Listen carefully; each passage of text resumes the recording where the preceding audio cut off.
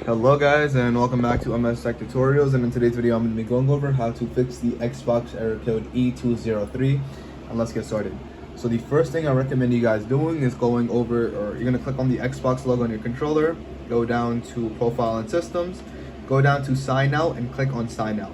Once you sign out, go ahead and just sign back in and check to see if that fixes the issue. The second method I recommend you guys doing is going over to Settings. From Settings, go down to Account, and then from Account, go down to Remove Accounts.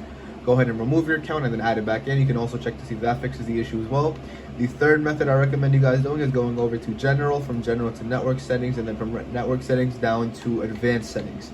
And then from Advanced Settings, what you guys want to do is you want to click on the primary and secondary DNS options, and you want to go ahead and change the primary DNS to 8.8.8.8 and the secondary DNS to 8.8.4.4.